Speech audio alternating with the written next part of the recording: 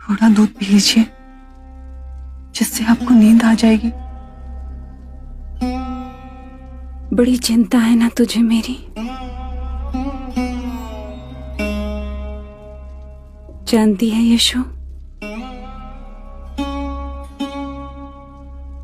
आज मैं सारे बंधनों से मुक्त हो गई।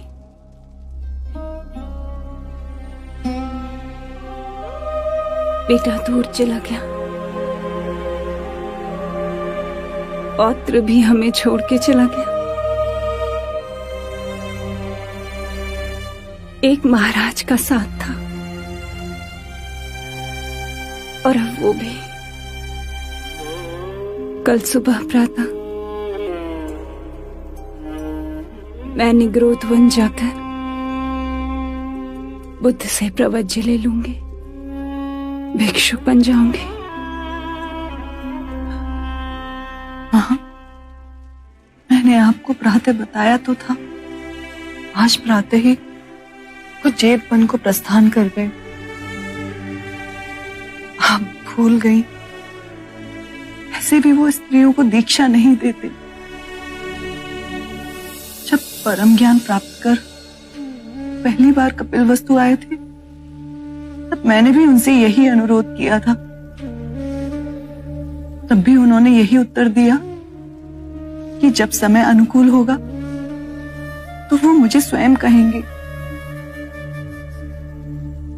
तू बुद्ध की पत्नी है, तुझे दीक्षा देने में उसे संकोच हुआ होगा, कोई मर्यादा बीच आई होगी। किंतु मैं उसकी मां हूं। मैं और कपिलवस्तु की अनेक स्त्रियां रेशम त्याग, गेरुआ वस्त्र धारण कर जेठवन तक जाएंगे और बुद्ध को ये सिद्ध कर देंगे कि स्त्रियां भी सरल जीवन व्यतीत कर सकती हैं। हमारा ये संकल्प देख बुद्ध हम पर करुणा का हस्त अवश्य रखेंगे, ऐसा मेरा प्रबल विश्वास है। और मुझे मेरी मां के विश्वास पर अटल विश्वास है। ऐसी दृढ़ संकल्पी मैंने कभी ना देखी।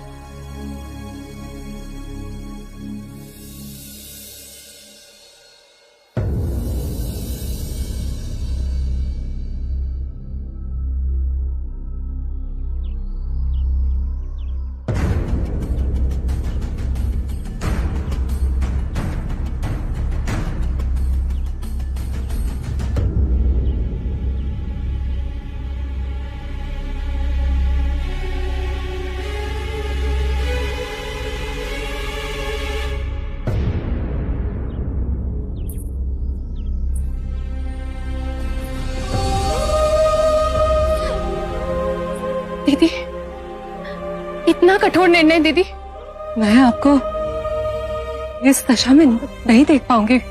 महादेवी, आप भाई महाराज के आशीर्वाद का हाथ हमारे सर पे नहीं रहा, अब क्या आपका हाथ भी हमारे सर पे नहीं रहेगा? इस जीवन में तुम सब जैसे प्रेम करने वाले भाई बहन मिले, तुम्हारा बड़ा उपकार है मुझ पर,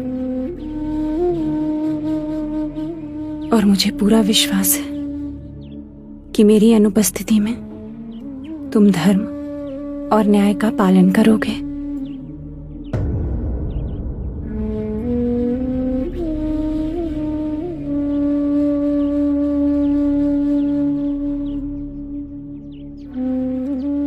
ना पुत्री, अश्रु से नहीं, मुझे दीक्षा मिलते ही मैं स्वयं तुझे वहां बुला लूंगी। बुद्ध के साथ न सही, वो हमारे सामने तो रहेगा।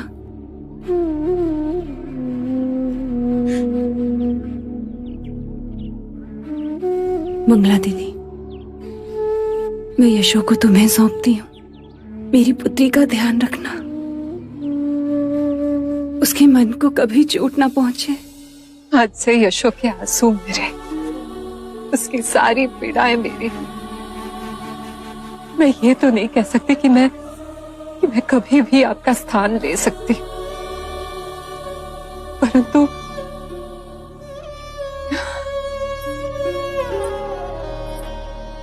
ये वचन अवश्य देती हूँ कि यशो को अपने दिल से सहेज कर रखूंगी। आज से मैं इसकी माँ हूँ।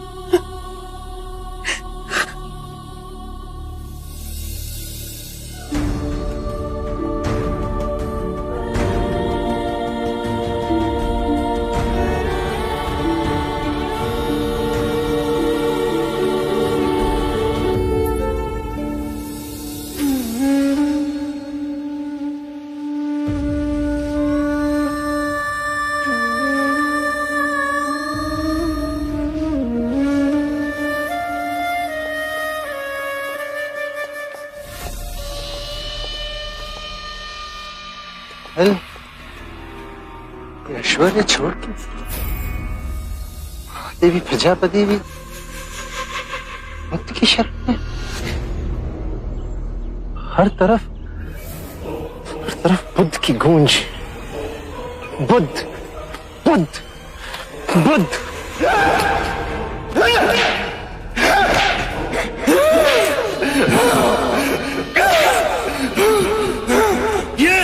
ये अजात शत्रु से मित्रता करने के लिए, ये उसमें विश्वास करने के लिए। जब लोहा गरम होगा मैं चोट मारूंगा। ये उससे मुक्ति करने के लिए। युद्ध में केवल तेज धार तलवार ही काम आती है, बिना धार की तलवार का क्या काम।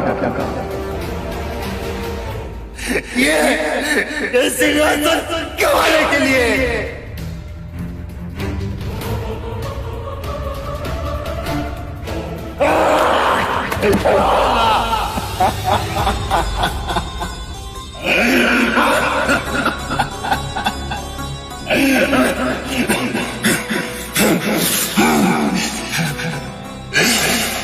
पहले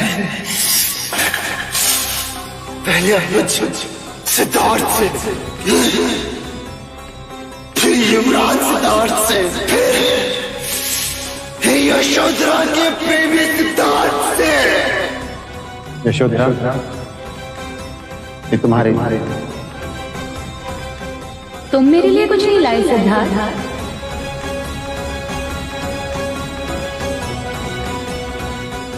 ये सारे पुष्प मेरी ओर से तुम अपने पास ही रखो। मेरे लिए तो ये एक कमल ही पर्याप्त है।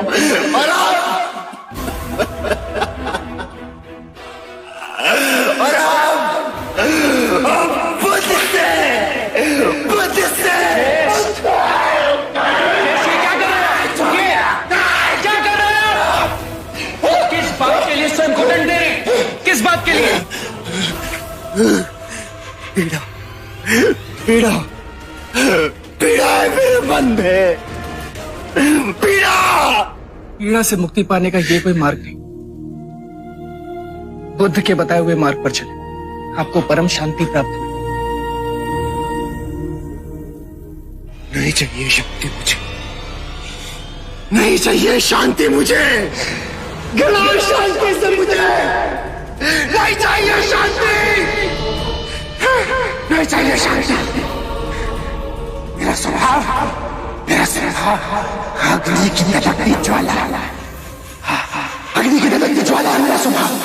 जोश से भयंकर कोई अग्नि नहीं, घृणा से भयंकर कोई जानवर नहीं होता, अविवेक से बढ़कर कोई जाल नहीं होता, लालच से बढ़कर कोई बाधा नहीं होता।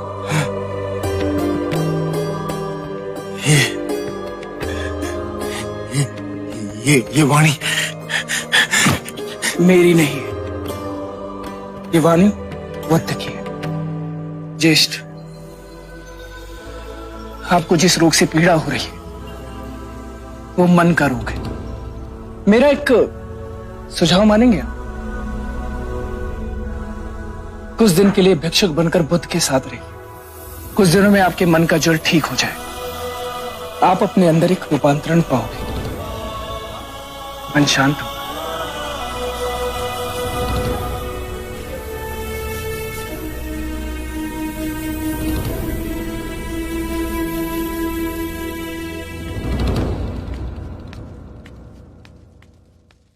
मन शांत होता यदि अजात शत्रु ने मुझसे विश्वासघात न किया होता। बचपन से लेकर आज तक एक ही है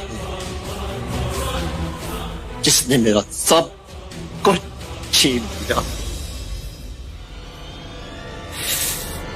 मेरा सुख, मेरी शांति, मेरा मान, सम्मान, अभिमान, मेरा प्रेम, मेरा प्रथम प्रेम, राजसिंहासन, सब कुछ छीन के तुम तो भगवान बन के बैठ गए सिद्धार्थ।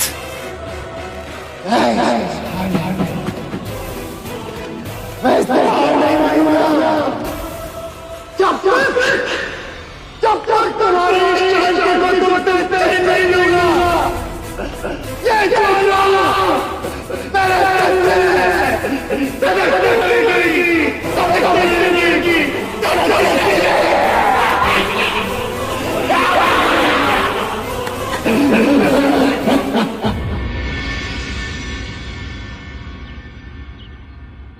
इतने सारे भिक्षु द्वार पर?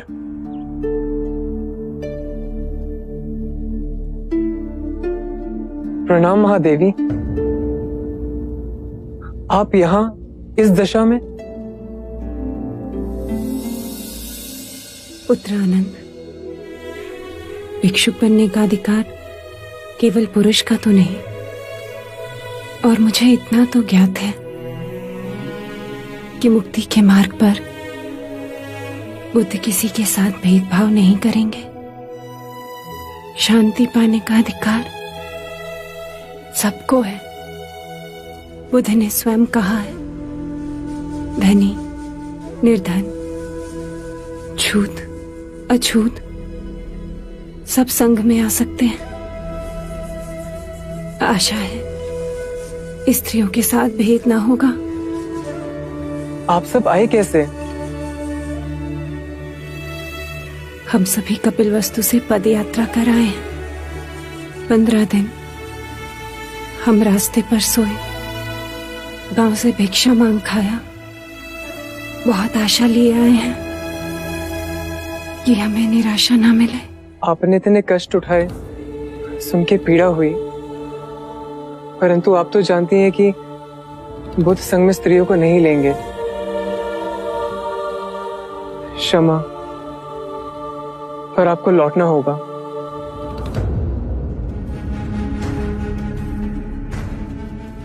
हम बहुत दूर से आए हैं, अब लौटेंगे नहीं। और हमने ये सिद्ध कर दिया कि हम भी भिक्षुक की भांति सब त्याग सकते हैं। हम पर कृपा करो, बुद्ध के पास हमारा निवेदन ले जाओ। हमें हमारे दुख से निवारण केवल इसलिए ना मिलेगा क्योंकि हम स्त्री हैं। हमें भी अधिकार है निर्वाण पाने का। बुद्ध से हमारे लिए विनती करो, हमारे दुख का व्याख्यान करो। जिस बुद्ध के हृदय में सारे संसार के लिए इतनी करुणा है, वो हम पर भी करुणा अवश्य बरसाएंगे। आप यहाँ विश्राम कीजिए, मैं तुरंत बुद्ध के पास जा आपका निवेदन उन्हें देता हूँ। मैं वचन देता हूँ कि जो बन पड़ेगा करूंगा।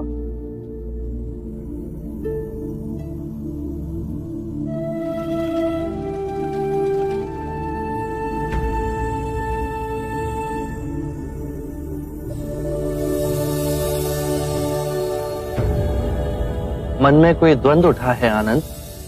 एक प्रश्न है, क्या स्त्रियों में भी क्षमता है कि वो साधना कर सके, समाधि पा सके, अरिहंत बन सके? कोई संदेह नहीं, स्त्रियों में महान शक्ति है। तो संघ के द्वार स्त्रियों के लिए क्यों बंद हैं? शाक्य मुनि, महादेवी प्रजापति अपना सब त्याग कर, गेरुआ धारण कर कपिल वस्तु से पैदल चल आपके पास आई हैं। उनके पांव रक्त से लथपथ छाले पड़े हुए हैं, ये सिद्ध कर कि जितनी यातना पुरुष झेल सकता है उतनी स्त्री भी झेल सकती है। आंखों में केवल एक ही आशा लिए और हाथ विनती से जोड़े कि उन जैसी स्त्रियों को आप दिशा दिखाएंगे। उन्होंने कहा है कि स्त्रियां पूर्ण जीव हैं, उन्हें भी अधिकार है मुक्ति पाने का। हे करुणा निधान, अपनी कृपा का हाथ उन दुखियारियों पे रखिए।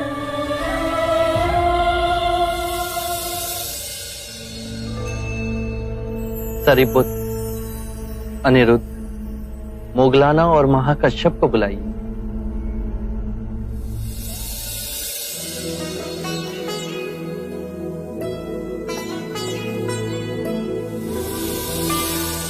प्रणाम महादेवी। क्या? नहीं, मैंने जल का त्याग किया है। जब तक अब बुद्ध मुझे दीक्षा नहीं देंगे, मैं जल ग्रहण नहीं करूंगी। आप सबने जो 8 नियम बनाए हैं उससे मैं सहमत हूं। आनंद, तुम जाकर इन नियमों की जानकारी दे दो।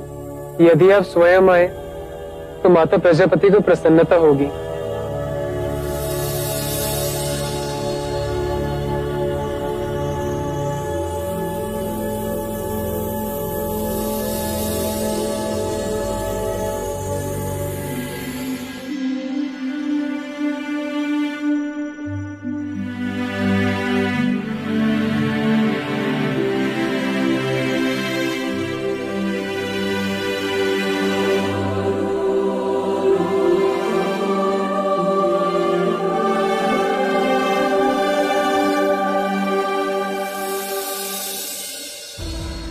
मैंने और मेरे संघ के विचारशील भिक्षुओं ने आपकी विनती स्वीकार कर 8 नियम बनाए।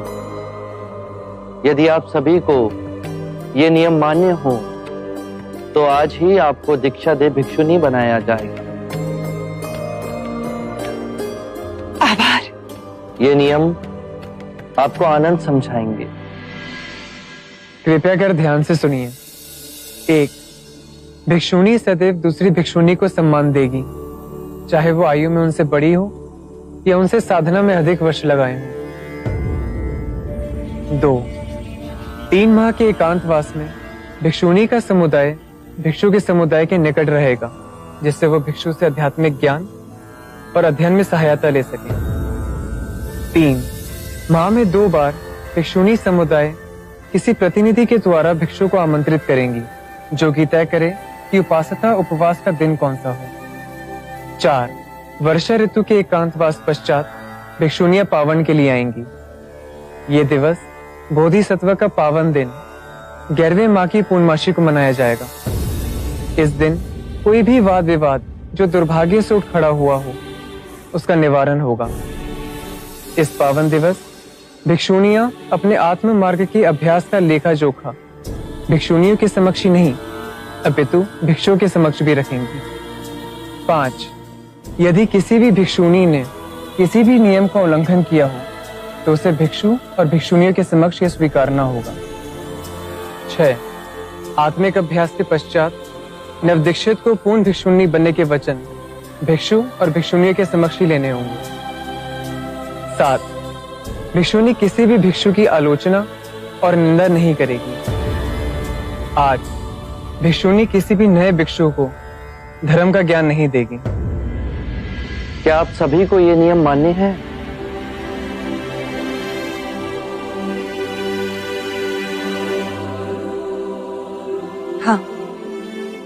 हमें ये सारे नियम मानने हैं और हम अंतर मन से इन नियमों का पालन करेंगे। आप बस हमें दीक्षा दे दें। आप सभी भोजन और स्नान करके आइए, आज ही आपको दीक्षा दी जाएगी।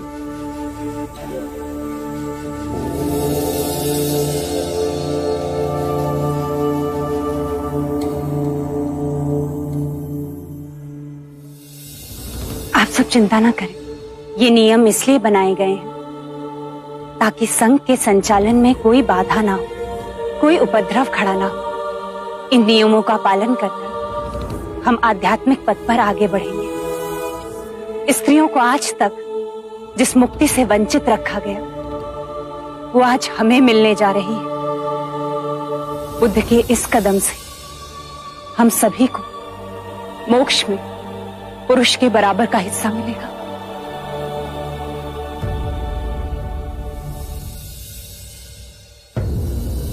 भाते, ये कैसा विरोधाभास? भारतवर्ष के एक कोने में बुद्ध मनुष्य के अंतर्मन को शांत कर रहे हैं और वहीं दूसरी ओर अजात शत्रु मनुष्य के अंतर्मन को युद्ध कर अशांत कर रहे हैं। युद्ध की प्यास में पागल मनुष्य अंत में शांति के मार्ग पर ही आएगा। ये हमारे जीवन में घटित होगा आनंद।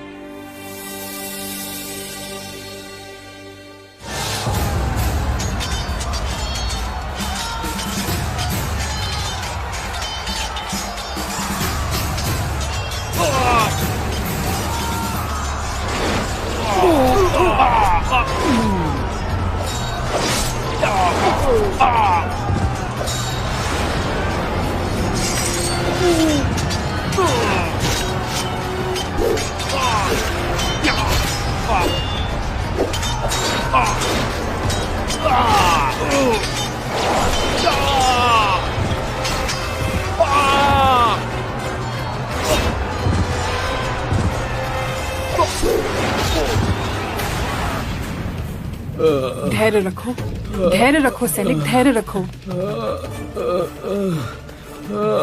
जल्दी रखो इसे। वैद्य जी, जल्दी लेप लेकर आइए।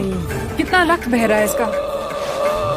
जल्दी जल्दी। धैर्य रखो सैनिक, धैर्य रखो। रक्त का बहाव जल्द ही बंद हो जाएगा। मैं लौट के युद्ध के लिए जा पाऊंगा ना? अवश्य जाओगे। वैशाली के माथे पे विजय का मुकुट तुम ही पहनाओगे सैनिक। हमारी वैशाली की जीत होगी। हाँ, हमारी वैशाली अवश्य जीतेगी। हमारी वैशाली की जीत होगी। हमारी वैशाली ही जीतेगी। हमारी वैशाली की जीत होगी। हमारी वैशाली जीतेगी।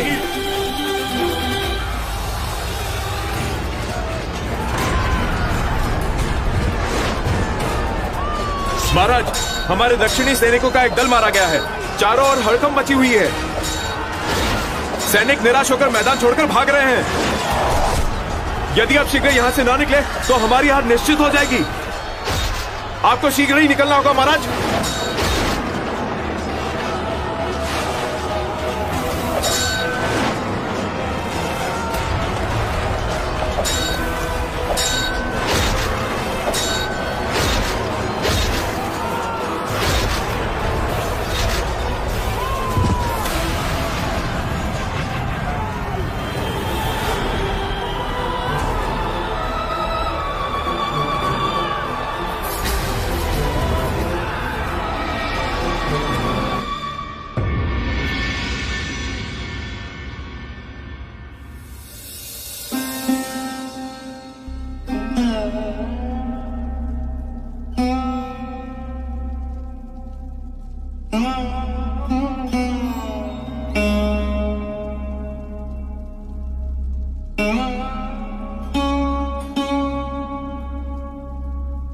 मानव को क्या हो गया यदु?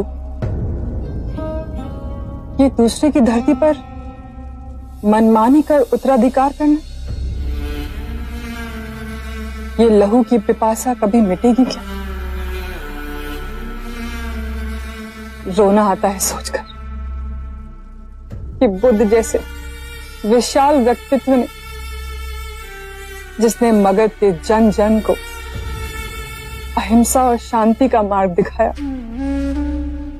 उस युग पुरुष की वाणी क्या किसी ने अंतरात्मा से समझने की कोशिश की?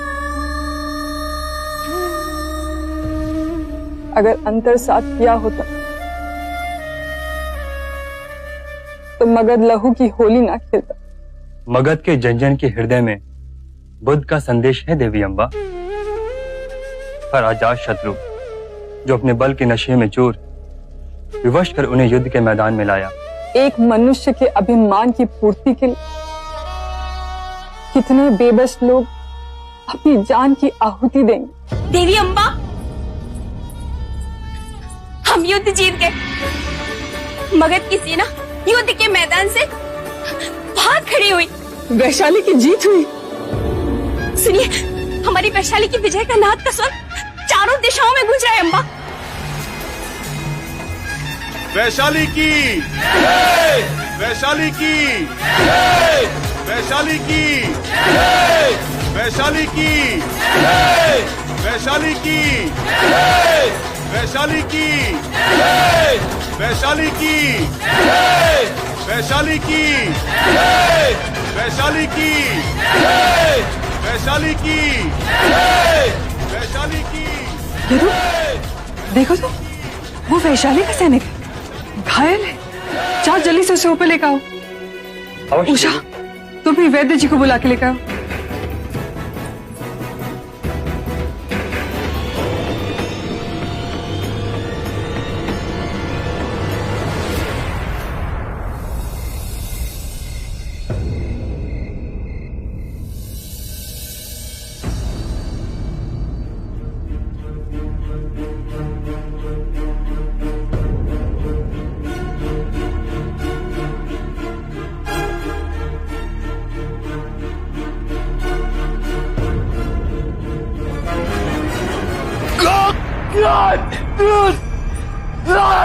तुम सुरक्षित हो। तुम्हारी जान पर जो संकट था टल गया है। तुम्हारी वीरता व्यर्थ नहीं गई सैनिक। जिस वैशाली के लिए तुमने अपने प्राण दांव पे लगाए, वो वैशाली, तुम्हारी वैशाली जीत गई। वैशाली,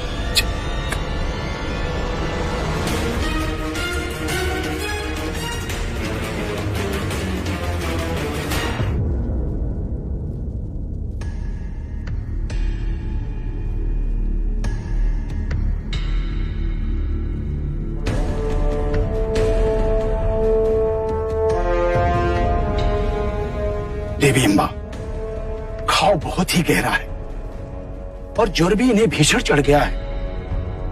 अतः ये काढ़ा इन्हें 4-4 घंटे के अंतराल पर पिलाते रहिएगा। 1-2 दिन के पश्चात इन्हें अवश्य ही चेतना आ जाएगी। मुझे आज्ञा दीजिए। आइए वैद्यराज।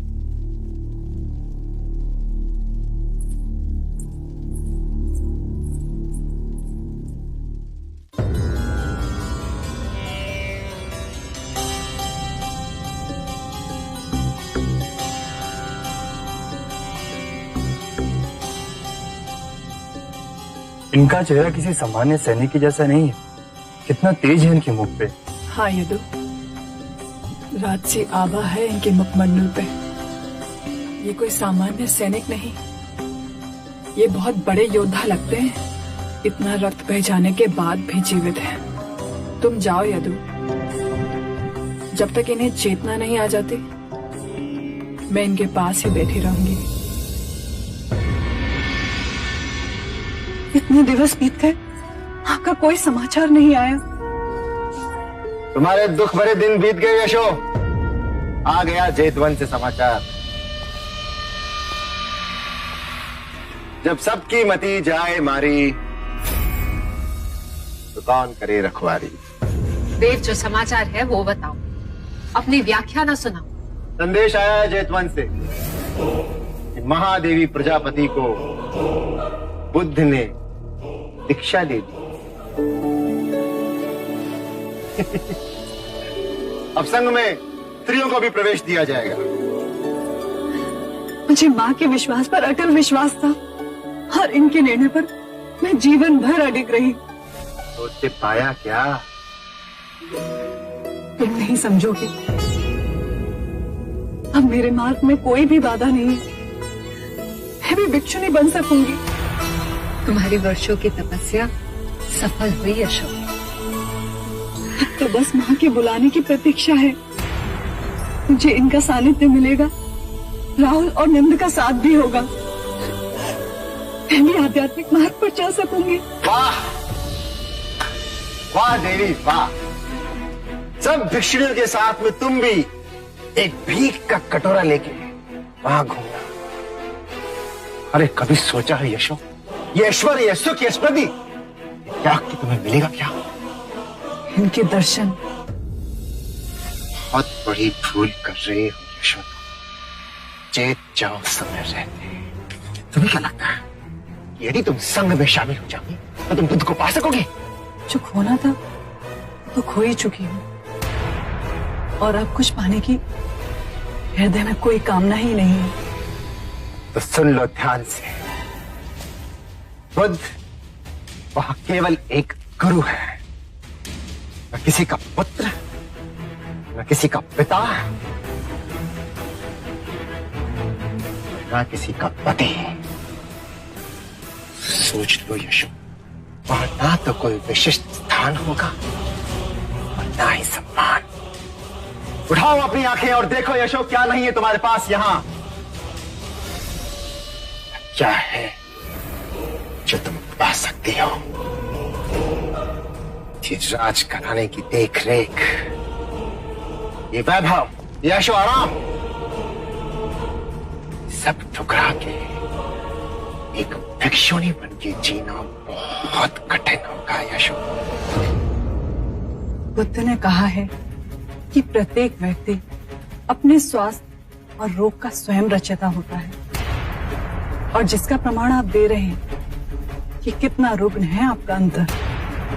और रही बात मेरी, तो एक बात सुन लीजिए, जिसे आप सुख समझते हैं और दुर्भाग्यवश जिसे आपने सदैव धन से तौला, जीवन के परम सत्य को समझने के लिए केवल हृदय के द्वार की आवश्यकता है।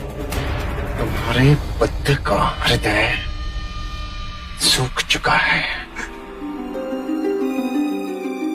इतना भर गया है कि उनके प्रेम की नदी चारों ओर सभी के लिए बह रही है।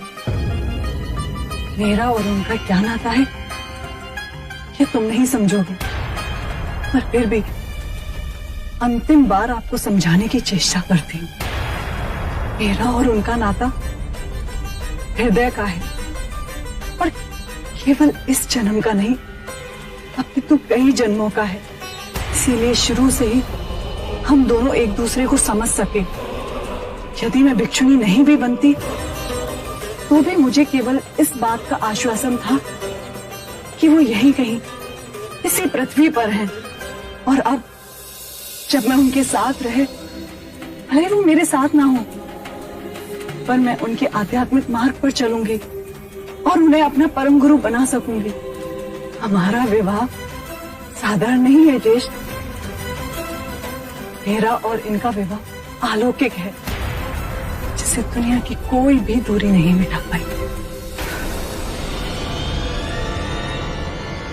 इसकी केश पकड़कर इसे अपने चरणों की दासी न बनाया तो मैं भी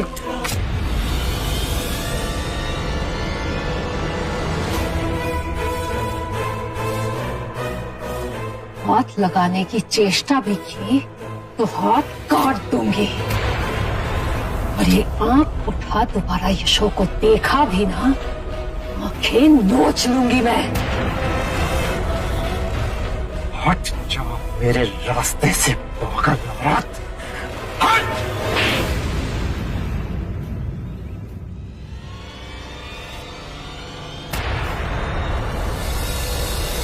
यदि यही थप्पड़ मैंने तुझे बचपन में मार दिया होता तो आज मुझे ये दुर्दिन ना देखना पड़ता।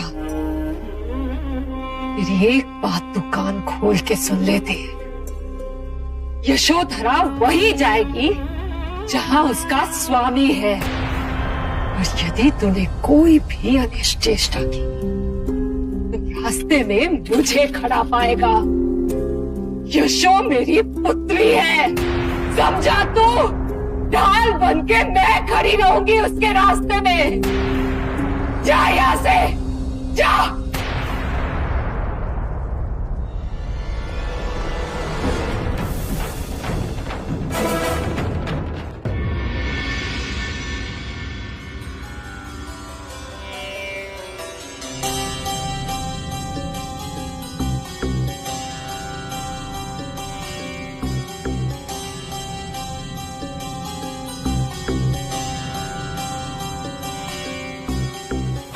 भागो मत, युद्ध करो, युद्ध करो, शीश दे दो पर अपना अभिमान मत दो। युद्ध करो कायरो, युद्ध करो, युद्ध करो। सैनिक, ऐसे क्यों कांप रहे हो? संभालो अपने आप को सैनिक, सैनिक।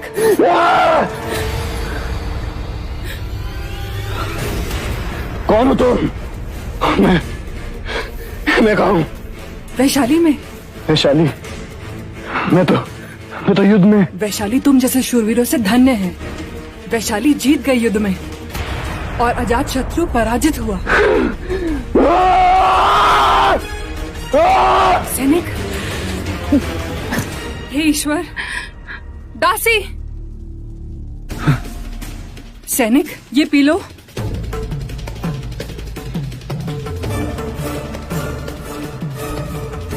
ये घाव कब भरेगा? इतनी आसानी से मैंने भरने नहीं दूंगा। ये घाव भरेगा नहीं तो आपके प्राण को संकट है। मैं इतनी आसानी से मरूंगा भी नहीं।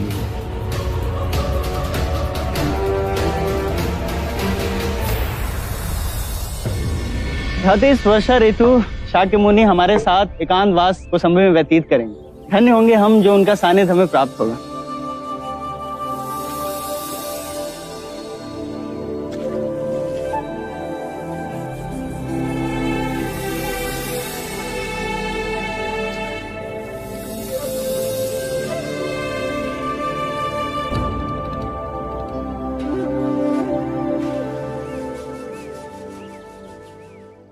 सूत्राचार्य क्या बन गए? अपने आप को बुद्ध के बराबर समझते हैं। बड़ा अभिमान है। अब आप भी तो शीलाचार्य हैं, लेकिन आप तो कितने विनम्र हैं। अब देखना, हाथ धोकर बिना गंदा पानी फेंके और नया पानी भरे यहाँ से चले जाएंगे। अरे 2-3 दिन से यही कर रहे हैं। आप शीलाचार्य हैं, सब पर नियम लागू आप करते हैं। आज आप इन्हें रोकिए और इनके आचरण का विरोध कीजिए। सूत्राचार्य रुकिए। महानुभाव, क्या मुझे आपको शीलता का पाठ पढ़ाना होगा? बुद्ध सबको समान समझते हैं तो नियम भी सब पर समानता से लागू होते हैं। क्या हो गया? खाने के झूठे हाथ धोकर वो गंदा पानी फेंक कर उस बर्तन में नया पानी भरना पड़ता है। मैं भूल गया। 2-3 दिवस से आप हमेशा भूल जाया करते हैं। इतनी तुच्छ बात को इतना तुल क्यों दे रहे हैं? देना पड़ता है क्योंकि यहाँ कोई भी आपका दास नहीं। मैं सूत्राचार्य हूँ। आप मुझे शालीनता सिखाने से पहले विनम्रता सीखिए। सूत्र क्या सिखाए? आप बात करना भी आप सिखाएंगे? आप शीलाचार्य को सम्मान दीजिए। कैसे सम्मान दें? अपने क्रोध पे तो आपका वश है नहीं। शीलाचार्य जी को समय और अवसर का कोई ज्ञान है नहीं। आप शीलाचार्य का अपमान कर रहे हैं। तो वे कौन सा सूत्राचार्य पे फूलों की वर्षा कर रहे हैं? सूत्राचार्य तो आपके शीलाचार्य से कहीं अधिक गुणी। इनके गुण तो हम देख चुके। आप ईर्ष्या करते हैं मुझसे। मैं क्यों ईर्ष्या करूंगा आपसे? मैं तो केवल आपको आचरण समझा रहा हूँ। आचरण समझाने का ये कौन सा तरीका है? तो क्या करूँ? कोई गलती करता है, आप तो गलतियां दोहराते जा रहे हैं। इससे यह समझ आता है कि सबके लिए आपके मन में समान भाव नहीं है। आपने ये निष्कर्ष कैसे निकाल लिया? यदि आपके मन में समान भाव होता तो आपके बाद में आने वाले भिक्षु को क्या सेवक समझते आप, जो आपकी छूटन उठाए? आपके मन में मेरे लिए बैर है। मैं क्यों बैर पालूंगा? गलती की है तो मान जाइए। गुण तो हम देख चुके हैं। बुद्ध के भिक्षु कहलाते हैं अपने आप को, और इतनी छोटी सी बात का पतंगड़ बना रहे। इस तरह का उपद्रव करने से संघ में फूट पड़ेगी और ये बात बाहर जाते हुए कोई समय ना लगेगा। संघ का नाम खराब हो, इससे पहले मैं तुरंत जहां बुद्ध को इसकी सूचना देता हूँ। ऐसी भी क्या बड़ी गलती कर दी मैंने? लो, अब आपको अपनी गलती बड़ी नहीं लग रही। आप कोई पुरानी शत्रुता निकाल रहे हैं मुझसे। आप अपनी गलती स्वीकार नहीं कर रहे, आप झूठे हैं। मैं झूठा हूं? हाँ।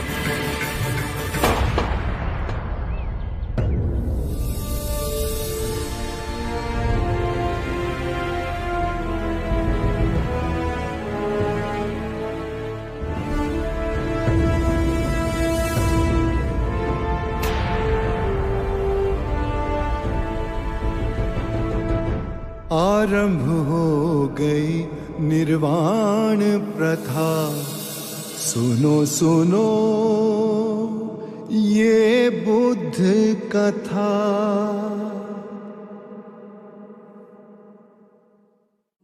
जोश से भयंकर